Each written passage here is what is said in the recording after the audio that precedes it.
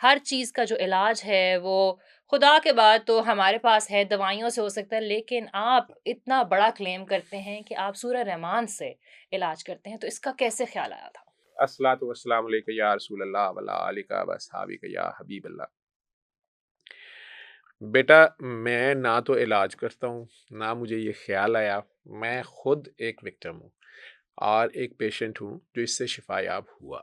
जब मेरी medical science के पास मेरे लिए इलाज नहीं था, बल्कि मेरी मेडिकल साइंस तो मुझे मौत की खबर सुना रही थी। मेरा इल्म मेरे लिए एक अज़ाब था, मज़ाक नहीं। चूँकि एक लाइल्म शख्स जिसको नहीं पता कि एड्स का जरासीम, एचआईवी का जरासीम और हेपेटाइटिस बी और सी, जिन्हें काला यरकान आम ज़ुबान में कहते हैं, उनके जरासीम कितने लीथल हैं और वो किस किस तरीके से आपकी डेथ होती है और कौन कौन से और मर्ज़ उनके साथ आते हैं खोखला कर कैंसर देता है तक, और इंसान आपको को। स्लोली बिल्कुल दीमक की तरह अंदर से बिल्कुल। खाते भी जाते हैं।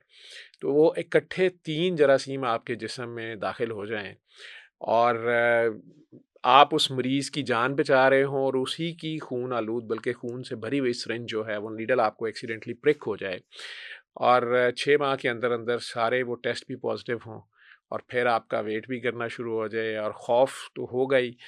और सोशली सोशली मैं उस वक़्त 2 बच्चों का बाप था, मिसेज़ मेरी प्रेग्नेंट थीं और मैंने मुख्तलिफ़ वीडियोज़ में बताया भी हुआ है। तो शादी को अभी हार्डली 5 साल थे और बल्कि 4 साल थे, तो दैट इज़ 99 2000। तो मैं घर भी नहीं बता रहा था अपनी माँ को जिसने बेवगी में मुझे पाला था, और किसी को भी नहीं बताया। 2-3 हॉस्पिटल्स में खुद को बिज़ी कर लिया। पोस्ट ग्रेजुएट ट्रेनिंग के बहाने पे अम्मी को कहा बहुत सख्त ट्रेनिंग है। घर में सिर्फ़ 3-4 रातें जाता था और बाहर ही भागा फिरता था।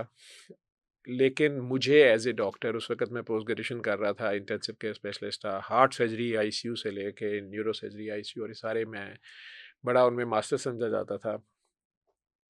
एक वांटेड डॉक्टर था अपने सीनियर कंसल्टेंट्स के लिए भी। वो सर्जरी नहीं करते थे मेरे बगैर अगर मैं अवेलेबल नहीं होता था पोस्ट ऑप में।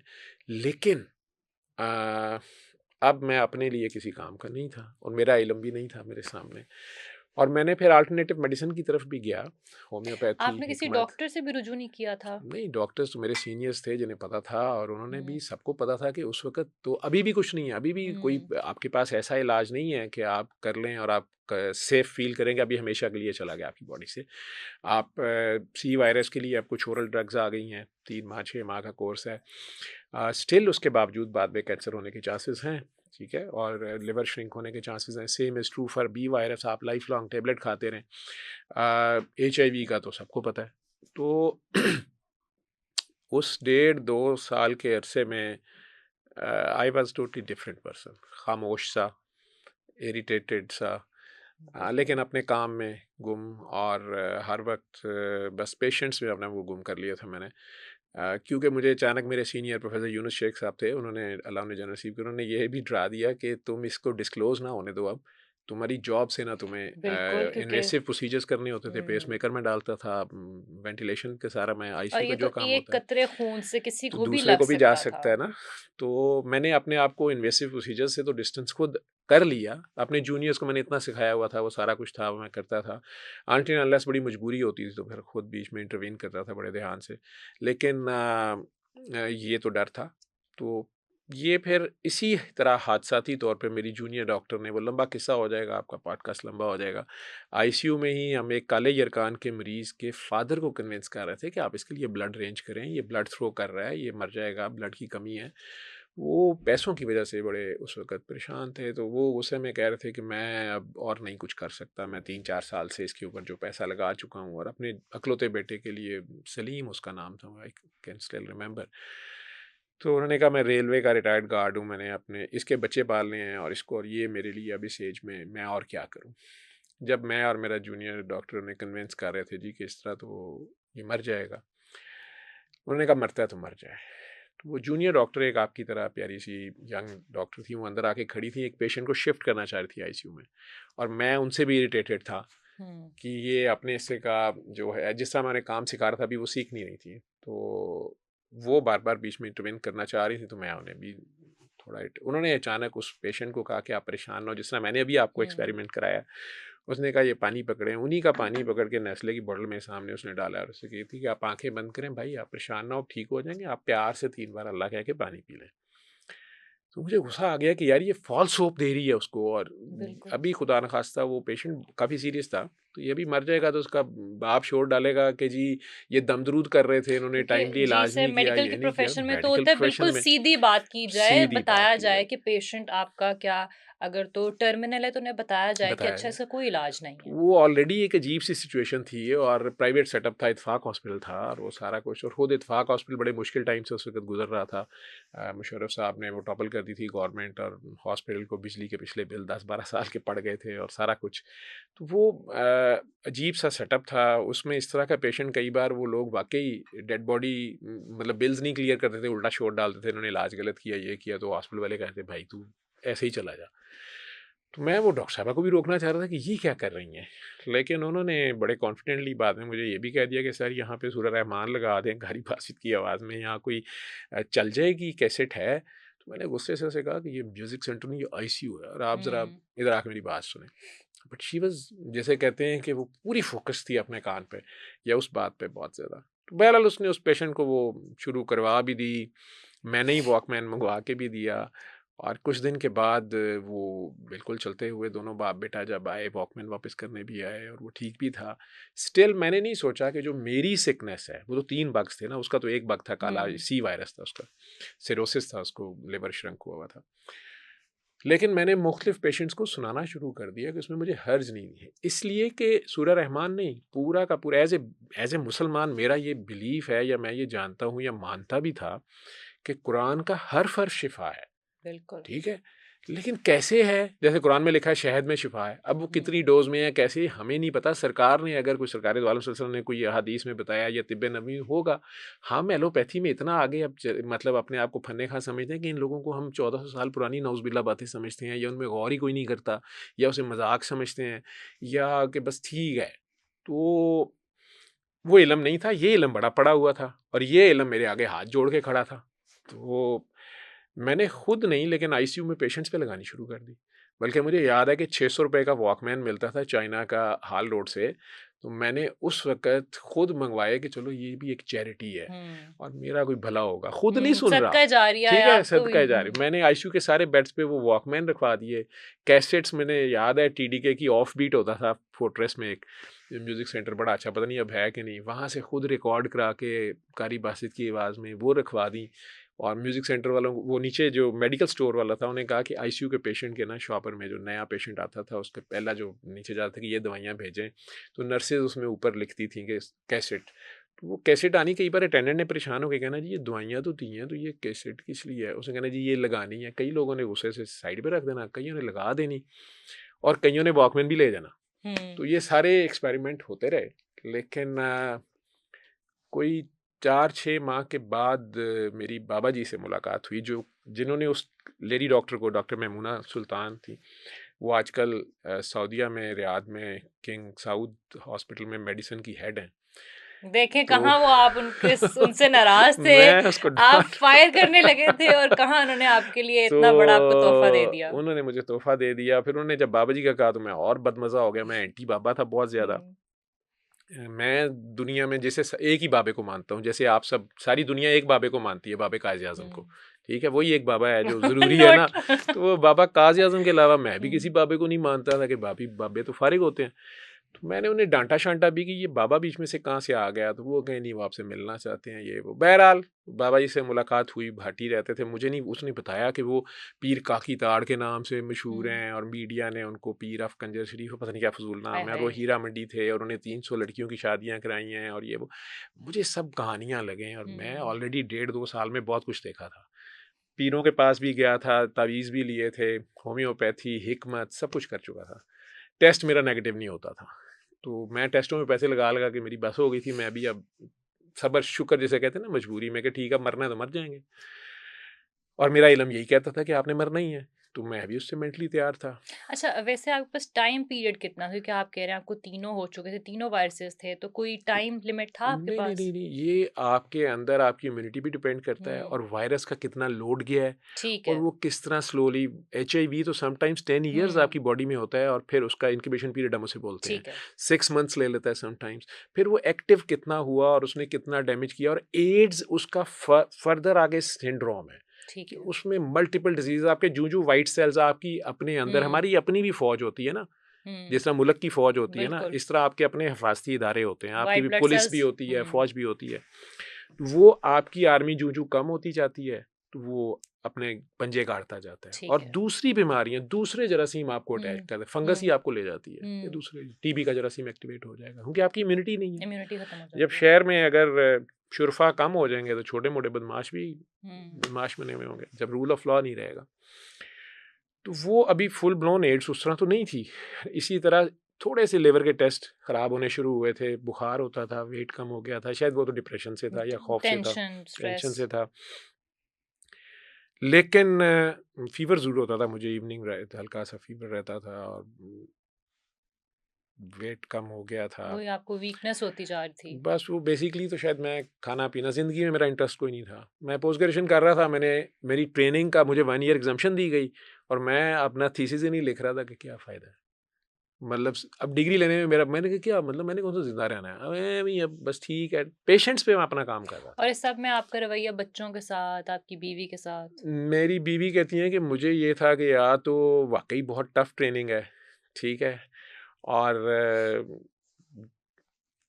बेसिकली मेरे फूफा की बेटी हैं और एसएसपी थे वो, हुँ। तो पुलिस की अकड़ उनमें भी थी। तो मैंने कहा तेनू चाह नहीं ते सानू परवाह नहीं। ठीक है? तो हुँ, लेकिन मैंने अम्मी का मेनली मुझे था कि मेरी माँ को नहीं पता चलना चाहिए, या हुँ, बहन थी बड़ी या भाई। तो वो किसी को बताया नहीं, लेकिन वो खामोश रहीं। वो कहती हैं मुझे यही था कि या तो वाक़ई ट्रेनिंग बहुत ज़बरदस्त है, या मेरे से किसी बात पे ये नाराज़ हैं, ये ऐसे है नहीं है कि मैं बता देता हुँ, हूँ फ़ौरन, और या फिर कोई चक्कर होगा। लेकिन हुँ। चक्कर का भी उसे नज़र आ रहा था कि 3 हॉस्पिटल्स में भागा फिर रहा है, तो पता नहीं जॉब का ही है। तो और बच्चों से भी आप थोड़ा आपने बच्चों से डिस्टेंस मैं कर। डिस्टेंस, मैं ये नहीं हुँ, अब उन्हें किस-विस नहीं करता था। मेरी बेटी का भी परसों निकाह हुआ है। उस वक़्त ये 3-4 साल की थी, उसकी आदत थी, इसने गेट पे ही आते ही मुझे पकड़ लेना होता था और यहाँ हुँ, चढ़ती थी। हुँ, तो मैं ऐसे चढ़ा लेता था और बेटा छोटा था वो, बस मैं वो ये एज़ अ डॉक्टर मुझे पता था मैंने किस नहीं करना। बिल्कुल। मैं अपना जूठा पानी इन्हें देना हुँ, या अपने बर्तन फ़ौरन जाके वॉश बेसिन में रख देता था और पानी चला देता था। घर जाते ही मैंने आपको सिर्फ़ 4 नाइट्स मेरी होती थी सिर्फ़ घर फ़ारिग, बाकी मैं जाता ही नहीं था घर। तो और एक वो लाइफ़स्टाइल सा मेरा बन गया था। मेरे कोलीग, मेरे मेरे बड़े अच्छे दोस्त जो मेरे साथ डॉक्टर्स थे, वो मेरे से इरिटेट, उन्हें पता नहीं था। तो वो मेरी इस एटीट्यूड से उन्होंने कई बार मुझे कहना कि यार ये प्राइवेट हॉस्पिटल है, तुम्हें एक्स्ट्रा पैसे नहीं मिलने, तुम हमारी भी जान हज़ाब की हुई है। मैं हुँ, सारों को सुपरवाइज़ भी करता था, 20 डॉक्टर्स मेरे अंडर थे। और तुम इतने विजिलेंट हर चीज़ में, ये क्यों लिखा है इधर के, तुम्हें क्या हो गया है? तुम्हारे बाप हुँ। का हॉस्पिटल है। मैं हॉस्पिटल के लिए आप तो में एक करता नहीं था। चिड़चिड़ापन आ गया मैं था। वो पे नहीं, मैं पेशेंट के लिए कंसर्न रहता था। मैं हुँ, खुद अब दर्द थी ना, तो मज़ीद हो गया था। ऑलरेडी इंटेंसिविस्ट था, हुँ, लेकिन अब वो छोटी-मोटी गलती भी नहीं बर्दाश्त करता था कि यार ये तुमने क्यों किया? तो वो लोग इरिटेट होते थे। मैं रेड पेन से क्रॉस कंसल्टेंट के नोट्स को काट देता था कि सर आपने डायग्नोसिस ये क्या मिस कर दिया, ये नहीं किया, वो नहीं किया। वो सारे मेरी रिस्पेक्ट करते थे, लेकिन बर्दाश्त करते थे क्योंकि होता मैं ठीक था। मैं खामख़ा नहीं कर रहा होता था। लेकिन बहरहाल अजीब-सा एक एटीट्यूड बन गया था, मुझे याद है। क्योंकि मैं एलोपैथी को एट द सेम टाइम मुझे वो नज़र आती थी कि क्या है ये? हुँ। ठीक है? अब आपके लिए बेमायनी थी मेरे वो। लिए वो बेमायनी थी। और अब ये बच्ची ने ये बात कही, फिर वो बाबा जी ने, मैं जो खैर उनके पास गया तो उन्होंने जाते ही कहा कि पागल डॉक्टर आया। तो मुझे तो बहुत ही अजीब-सा लगा कि यार ये एक तो हुँ, बंदा मिलना चाहता था, ये ग्रीट करने का क्या तरीका है कि आते साथ अगले बंदे को पागल डॉक्टर कह दो। तो हँस के उन्होंने मुझे बिठाया और वो सूरा रहमान का कार्ड था ब्लैक सा, उसके ऊपर लिखा हुआ है कुरान शिफ़ा है, शिफ़ा मिन जानिबल्लाह है। हमने भी अपने नुस्खे पे लिखा होता है शिफ़ा मिन जानिबल्लाह है, बिल्कुल। पैसे मुझे दे दें, मर गया तो अल्लाह ने मारा, बच गया तो हमने। तो डॉक्टर्स ने भी लिखा होता है। मुझे वो फ़िक्रा ऐसे ही लगा, लेकिन असल में प्रिक तो मुझे 99 के एंड में हुआ था। लेकिन 92 में जब मैं डॉक्टर बना था, हाउस जॉब शुरू की थी ना, तो मैं अल्लाह से दुआ माँगता था, सिर्फ अपनी हाउस जॉब की टेंशन में कि मेरे इल्म की कमी की वजह से कोई पेशेंट मर ना जाए। हाउस ऑफिसर तो कुछ नहीं जानता ज़्यादा। बिल्कुल। तो जब वो अकेली नाइट पहले आई ना, तो मैंने अल्लाह मियाँ से एक दुआ करनी शुरू की कि अल्लाह मियाँ आपने हर मर्ज़ की शिफा नाजिल की है, मुझे बता दें मैं मुफ्त बांटूंगा। मतलब अल्लाह मियाँ साहब की अपनी होती है ना उस वक्त जितनी भी अकल समझ थी। फिर वो मेरी आदत बन गई नमाज में दुआ करता रहा। आईसीयू का शौक पड़ गया। वो आईसीयू का शौक करते करते हर नमाज में यही दुआ होती थी कि आपने मर्ज़ की शिफा नाजिल की है तो फालतू जा रही है, आप तो बेकार कोई काम नहीं करते, तो मुझे बता दें मैं मुफ्त, यानी अल्लाह मियाँ को मैं इंसेंटिव भी देता था कि मुफ्त बांटूंगा। हुँ। लेकिन अब जब मैं खुद फंसा हुआ था तो मैं यार ये बातें ही हैं, मैं पता नहीं ये कलवंजी की जैसे आप बात कर रही थी अभी पहले हुँ। हम बात कर रहे थे और शायद की, तो वो मुझे उसका तरीका नहीं पता था कि कैसे है। मैंने कहना पता नहीं सरकार ने कहा भी हुआ है कि नहीं कहा हुआ। जमजम भी पीता था। हुँ। कलवंजी में भी मैंने फाक लेनी कभी। हुँ। कभी उसको ऑयल ले आना, वो चुप करके किसी चीज़ में डाल के खाना, कभी शहद खाना। मैंने टेस्ट कराने कुछ ना बनना। तो मैंने कहा यार ये बातें बनी हुई है, पता नहीं सरकार ने नहीं कहा, ये पता नहीं हदीस अथेंटिक हुँ। है नहीं है क्या है। लेकिन जब मैं बाबा जी से मिला तो उन्होंने अचानक कहा पागल ये जो तू 10 साल से दुआ मांगता था ना, ये उसका जवाब है। वो कार्ड मुझे जो पकड़ा रहे थे सूरह रहमान से। आपको उस वक़्त कुछ ये नहीं हो रहा था कि ये मतलब जो आप अकेले में तन्हाई में अल्लाह से दुआ माँगते थे, उसको कैसे पता है? यही चीज़ तो ये वाहिद एक चीज़ थी, लेकिन हुँ। मैं इतना कब रिजिड हो गया हुआ था कि जिसे कहते हैं ना कि आप ठिठकते हैं, मैं ठिठका ज़रूर। हुँ। लेकिन बेटे मैंने ना उन 2 सालों में ऐसे-ऐसे शोबदाबाज़ देखे थे कि वो दावे उनके बहुत थे, मेरा टेस्ट नेगेटिव नहीं होता, मैं हुँ। उसे क्या करूँ? तो अब उन्होंने ये बात कही तो ये सिर्फ़ मेरे और मेरे अल्लाह के दरमियान थी। 10 साल बिल्कुल। की दुआ। तो उसमें उन्होंने साथ ही कहा कुरान शिफ़ा है, ओए कुरान शिफ़ा है। तो मैंने कहा हाँ, अल्लाह ने कुरान शिफ़ा नाज़िल की है कुरान। ओए कुरान शिफ़ा है, शिफ़ा मिन जानिबिल्लाह है, ओए कुरान मिन जानिबिल्लाह है। उसने हर मर्ज़ की शिफ़ा नाज़िल की है। मैंने कहा वो सारी बातें ठीक हैं, लेकिन मतलब ये क्या है ना, हुँ। और इन्हें कैसे पता है? मैंने नहीं उन्हें शो किया कि ये मेरी आपको कैसे पता है? मैं पक्का रहा। मैं कहा ये हम ही तीर तुक्का मार रहे हैं, हवा में फायर है। लेकिन 10 साल ही हुए थे मुझे डॉक्टर बने हुए। 2002 में मैं उन्हें मिल रहा था। दिसंबर था, 2 दिसंबर थी, 27वीं रमज़ान थी। तो वो मुझे बार-बार ये 2-3 बार उन्होंने फ़िक्रा दोहराया। मैं चुप रहा। तो मैंने सिर्फ़ ऐसे ही, चूँकि 1-2 पीरों ने जो मुझे तावीज़ या वज़ीफ़े बताए तो उन्होंने कहा था आपने आगे नहीं बताने, आपको इजाज़त नहीं है, आप इसका हुँ। लोड नहीं ले सकेंगे। मैंने कहा पता नहीं अब इसकी ये इनका कोई अपना ही सीक्रेट है, इसमें उनको पता नहीं क्या चक्कर है। तो मैंने छेड़ने के लिए कहा, मैं कहा जी मुझे भी इजाज़त है बताएँ, हालाँकि मैं 6 महीने से बता रहा था हुँ। आईसीयू में। तो कहते हैं कि ओ पागल, इजाज़त नहीं मिन्नत है, तरला है, कोई बता दे। और मेरी हीरा मंडी की काकी बताती है तो शिफ़ा हो जाती है, तो तू तो सोना सा डॉक्टर है। तो फ़िरौन डॉक्टर बताएगा। मैं कहा मुझे फ़िरौन भी कह रहे हैं, पागल भी कह रहे हैं, क्या मसला है इन्हें? साथ में ऐसे कह रहे थे, तेरे जैसा फ़िरौन डॉक्टर बड़े-बड़े फ़िरौनों को बताएगा तो क्यों नहीं इलाज होगा? तू बता दें। आज तक बता रहा हूँ, 22 साल हो गए। तो दुनिया की कोई ऐसी बीमारी अभी तक नहीं निकली जो ना ठीक हुई हो। सारी वीडियोस पड़ी हैं, नॉन मुस्लिम्स की पड़ी हैं दूसरे मुल्कों से। इंडिया में बैठी हिंदू औरत ठीक हो कह रही है मैं ब्राह्मण हूँ, मैं भूल गई मैं ब्राह्मण हूँ, इससे शांति मिल गई, सबको सुनाओ मेरा कैंसर का बिल्कुल। दर्द ठीक हो गया। वो क्रिश्चियन है कोई स्पेन का, स्पेनिश तो मुस्लिम के वैसे ही बड़े खिलाफ हैं। वो उसमें कह रहा है कि I am Catholic but this Arabic song is amazing. उसे ये है कि ये हुँ। सॉन्ग है कोई हुँ। सूरह रहमान है। And doctor Javed whosoever you are or wherever you are, thank you very much, my prostate C उसको प्रोस्टेट का कैंसर है।